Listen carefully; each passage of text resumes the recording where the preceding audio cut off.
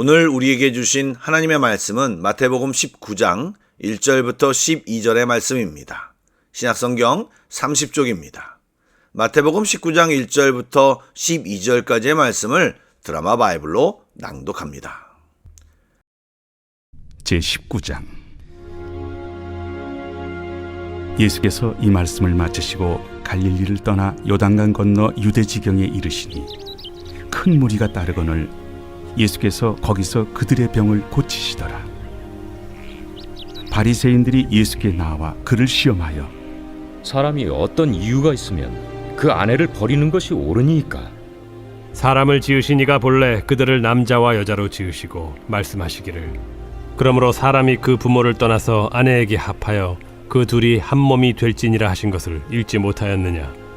그런즉 이제 둘이 아니요 한 몸이니 그러므로 하나님이 짝져 주신 것을 사람이 나누지 못할지니라. 그러면 어찌하여 모세는 이혼 증서를 주어서 버리라 명하였나이까? 모세가 너희 마음의 완악함 때문에 아내 버림을 허락하였거니와 본래는 그렇지 아니하니라. 내가 너희에게 말하노니 누구든지 음행한 이유 외에 아내를 버리고 다른 데 장가드는 자는 간음함이니라. 제자들이 이르되 만일 사람이 아내에게 이같이 할진대 장가들지 않는 것이 좋겠나이다. 사람마다 이 말을 받지 못하고 오직 타고난 자라야 할지니라.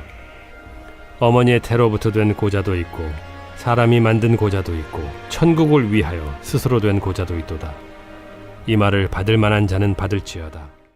샬롬, 좋은 아침입니다. 오늘도 주님 앞에 나온 모든 분들을 주님의 이름으로 환영합니다. 오늘도 은혜와 기쁨이 넘치는 이 예배 시간이 되길 간절히 소망합니다. 제가 기도하겠습니다. 사랑의 주님, 이 시간 주님 앞에 엎드려 우리의 마음을 활짝 엽니다.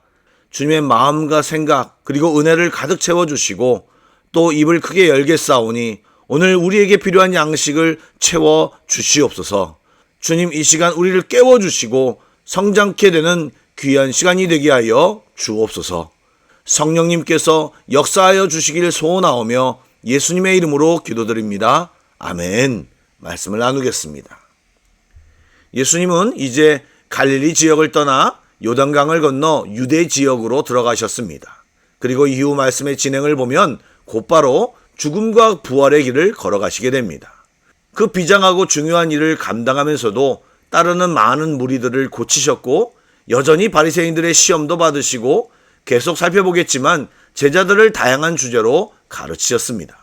오늘은 결혼과 이혼에 대한 부분이지만 내용은 좀 더 심오합니다. 대화의 시작은 바리새인들의 질문에서 비롯되었습니다.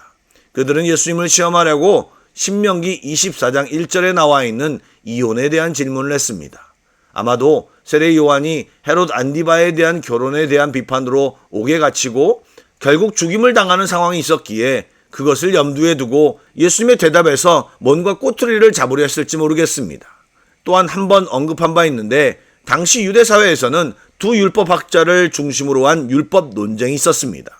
샴마의 학파는 음행한 경우에만 이혼이 허용된다고 주장하였고 힐렐 학파는 아내가 요리를 망치거나 남편 눈에 조금이라도 거슬리면 이혼이 허용된다고 가르쳤는데 바리새인들은 예수님의 대답에 따라 어느 한쪽을 적으로 만들려고 했던 것으로 보입니다.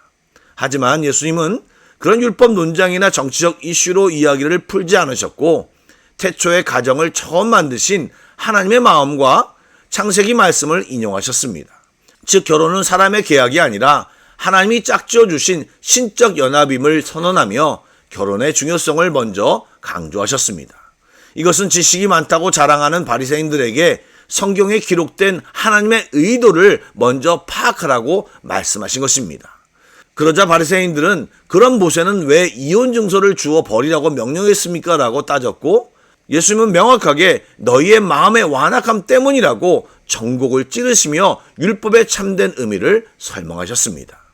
여러분, 예수님이 지적하신 마음의 완악함은 단순히 고집이 세다는 뜻을 넘어 하나님의 뜻을 거역하고 타인을 향해 한없이 이기적이고 잔인해지는 굳은 마음을 뜻합니다.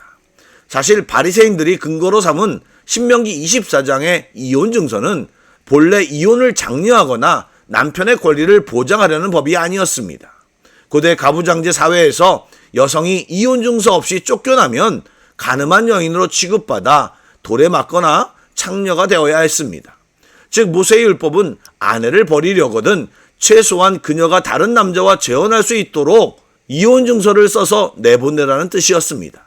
즉 남편들의 잔인함으로부터 약자인 여성들을 보호하기 위한 최소한의 안전장치였습니다. 그런데 이런 국률의 법을 이혼 허용으로, 더 나아가 자신의 욕망을 채우는 권리로 전락시켜버린 것입니다. 그리고 새 여자에게 장가를 들고 싶거나 아내가 실증났을 때 나는 이혼 증서를 써주었으니 율법을 잘 지킨 의로운 사람이라고 스스로를 합리화시키는 수단으로까지 활용했습니다. 이에 예수님은 결혼을 조건이나 상황에 관계없이 책임을 지어야 하는 언약 관계로 설명하셨고, 조건이 안 맞으면 언제나 깨버릴 수 있다는 바리새인들이 가지는 계약 논리와는 결을 달리하여 말씀하셨습니다. 즉 하나님이 한 육체로 묶어주신 결혼은 깰 수 없으며, 음행 외에 다른 이유로 아내와 이혼하고 다른 여자와 결혼하는 것은 간음이라고 규정하셨습니다. 또한 좀 더 넓게 해석하면 내 이익을 위해 타인을 희생시키려는 마음은 완악한 마음이고, 또한 말씀에 순종하도록 노력해야지 그 말씀을 내 욕망을 합리화하는 도구로 사용하거나 이용하려는 태도는 잘못된 것이라고 지적한 것입니다. 그리고 결혼 생활을 지속하기 힘든 다양한 문제가 현실에 있지만 하나님의 도우심과 인도하심으로 그 현실의 문제를 이겨내도록 노력해야지 무턱대고 이혼을 생각하는 것은 잘못된 것이라고 말한 것입니다. 이 말씀에 제가 어저께 개인적으로 묵상한 내용을 덧붙여 보겠습니다. 언젠가도 언급한 코끼리 조련법을 기억하십니까? 어릴 때 도망가지 못하게 하고 훈련을 위해 묶어놓은 밧줄. 어린 코끼리는 온갖 노력을 해도 그 밧줄은 끊지 못한다는 생각이 각인데요. 이제 어른 코끼리가 되어 충분히 끊을 수 있는 힘이 있는데도 그냥 그 밧줄에 매여, 아니 인간들에게 벗어날 수 없다는 굴레 속에 그냥 살아간다고 말씀드렸습니다. 그런데 이 방법은 사단도 우리에게 흔히 쓰는 방법입니다. 우리도 모르게 세상 방법과 방식, 당연히 어떻게 될 것이라는 상식, 또 자신이 겪은 경험에 매여 더 이상 상상하지 않고 홍해가 갈라질 수 있다는 생각조차 못하며 하나님의 위대하심과 전능하심을 기대하지 못하고 그냥 사는 것이 저희들입니다. 이 시간 우리의 약함과 살아온 방식, 내 성격과 삶의 태도에 갇혀 믿음의 자유로움, 하나님의 전능하심이 내 삶에 적용되지 못하는 것이 없나 돌아보기를 소망합니다. 우리는 예수 안에서 자유합니다. 사단이 묶는다고 묶고 우리의 생각 속에 속박의 씨앗을 뿌려놓아 우리를 힘들게 하지만 말씀 보고 하나님의 전능하심에 의지하여 더 큰 세상을, 더 큰 하나님의 능력을 경험해보는 주의 성도들이 다 되어야 합니다. 세상과 사회 환경이 달라지면서 이혼 아니면 해답이 없을 것 같은 결혼 생활이 있다는 것을 잘 알고 있습니다. 그럼에도 주님의 인도함을 받아야 합니다. 아울러 이혼을 했다고 해도 삶이 끝나거나 돌이킬 수 없는 죄를 범한 것도 아닙니다. 그러나 이혼이라는 아픔을 없애기 위해서는 결혼을 잘해야 하고 좋은 배우자를 만나는 것과 내가 좋은 배우자가 되도록 잘 준비가 되는 것 역시 매우 중요합니다. 그런데 그 모든 과정에서 주님의 인도함을 받아야 합니다. 이후 제자들과 이야기도 소개되는데 이건 역시 저희들이 생각해 보아야 할 문제입니다. 예수님께서 엄중한 잣대로 결혼과 이혼에 대해 말씀하시자 제자들은 엉뚱하게도 이혼이 그렇게 어렵다면 결혼을 아예 하지 않는 것이 낫겠다고 말하였습니다. 이 말은 철저히 나의 유익과 권리에 중심을 둔 이기적인 생각입니다. 즉 책임과 언약을 지킬 부담을 갖기 싫으니 차라리 결혼을 안 하는 것이 낫겠다는 생각을 한 것입니다. 이것은 아내를 인격적인 언약의 대상이 아닌 내 필요를 채우는 수단이나 부담거리로 여기고 있음을 보여줍니다. 그러자 예수님이 11절에 살짝 이해하기 힘든 말씀을 하셨습니다. 예수께서 이르시되 이 말을 받지 못하고 오직 타고난 자라야 할지니라.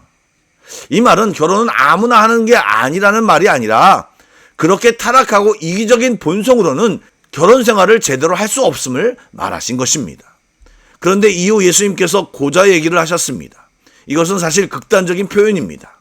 당시 중동 사회에서는 고자가 단순히 결혼을 안 한 사람이 아니라 결혼할 권리와 능력 자체가 원천적으로 박탈당한 사람을 뜻했습니다. 즉 선천적으로 장애나 질병으로 고자로 태어난 자, 또는 노예로 쓰기 위해 또는 권력자에 의해 강제로 거세당하여 후천적으로 결혼할 권리를 빼앗긴 사람, 마지막으로 천국을 위하여 스스로 고자된 자, 즉 결혼을 하지 않은 자.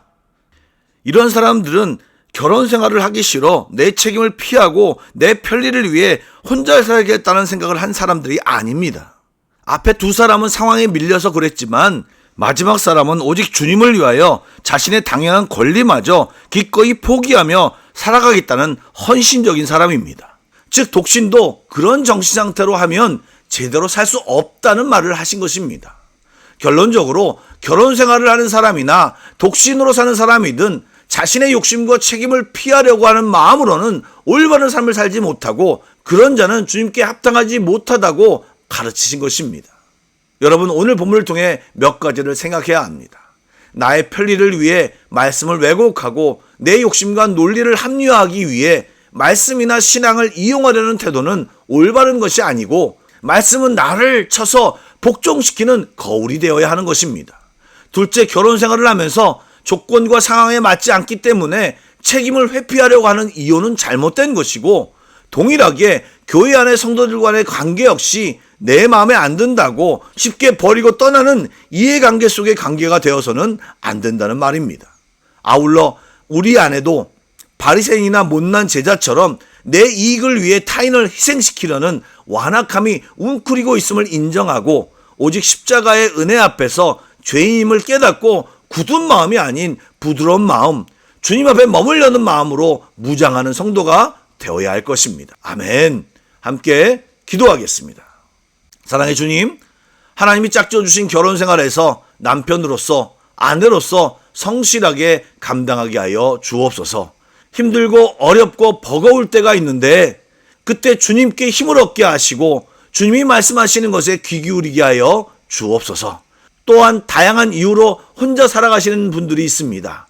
주님의 마음을 주시고 은혜와 평강을 주시며 이 땅에서 어떻게 살아가야 할지를 바로 알게 하여 주옵소서. 또한 결혼을 꿈꾸며 기다리고 기도하는 분들도 있습니다. 좋은 배우자를 만날 수 있도록 기도하지만 내가 먼저 좋은 배우자가 되도록 주님 앞에서 성품과 믿음을 잘 다듬게 하시고 하나님이 정하신 때에 좋은 배우자를 만날 수 있도록 인도하여 주옵소서. 예수님의 이름으로 기도드립니다. 아멘. 계속해서 찬양 한 곡을 묵상하시고 합심 기도와 개인 기도로 나아가겠습니다.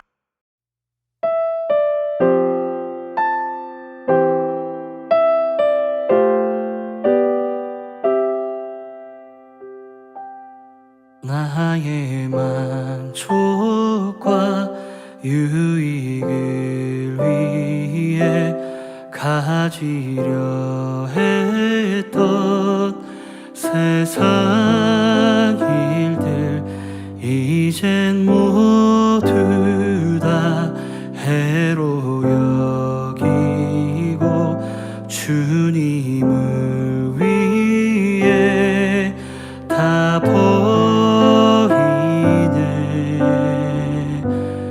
내 안에 가장 귀한 것 주님을 알미라. 모든 것 되시며 의와 기쁨 되신 주 사랑합니다.